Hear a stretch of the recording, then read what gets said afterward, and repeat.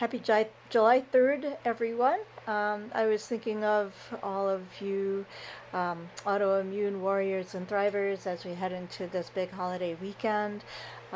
Many of you, I'm sure, are going to be attending family events or events with friends. Maybe you're hosting.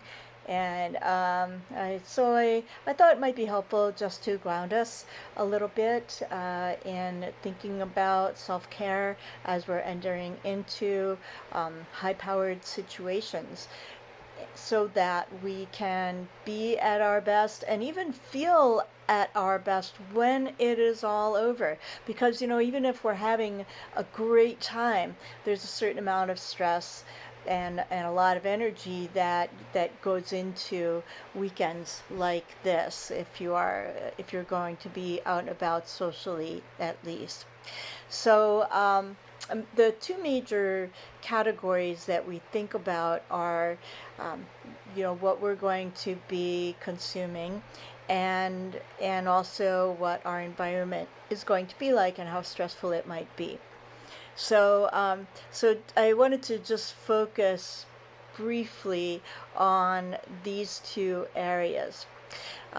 So the main thing when we're in the holidays or a holiday weekend like this one is you definitely want to be able to have a good time, and the only real thing that I feel people need to worry about when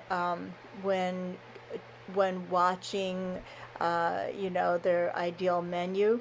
And I know a lot of you who have been following me and who have been following other natural health practitioners or natural health protocols are already very cognizant and careful about what you eat. The main things to be concerned about are not consuming things that are going to trigger a flare, right? So you don't want to have a raging headache all of a sudden, or break out in a rash, or all of a sudden be you know uh, consumed with inflammatory pain and swelling. All right, so and most of you know what those foods are. So those are the things you want to avoid.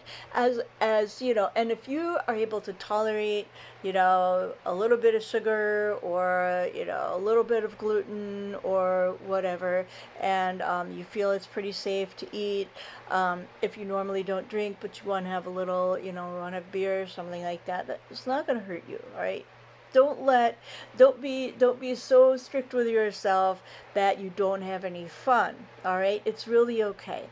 Give yourself a little permission to enjoy, because you can and you will get back on track afterwards.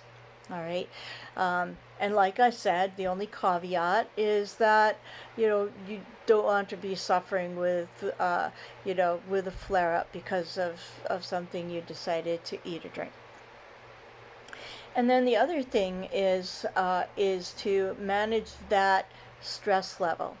And even if you are a highly social person and you love, you know, being out in the midst of chaos and crowds and noise and celebration and things like that, there can still be a certain amount of stress involved. And when we're attending family events, families can be complex and complicated. You may love your family and, still, feel a little bit of stress in some of the relationships that you encounter.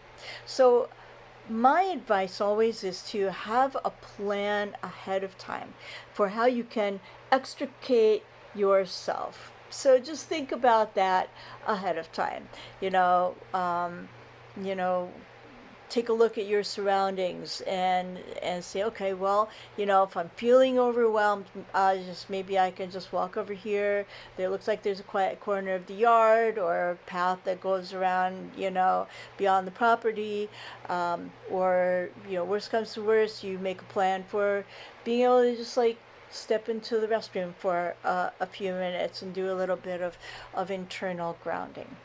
Okay, so it's really helpful to think about that kind of thing ahead of time, and to be able to plan for it. When you practice it in your head ahead of time, you're more likely able to be able to follow through when in the heat of the moment when the time comes. Okay, so wishing everybody a wonderful July 4th weekend, and I will talk to you all again soon. Bye for now.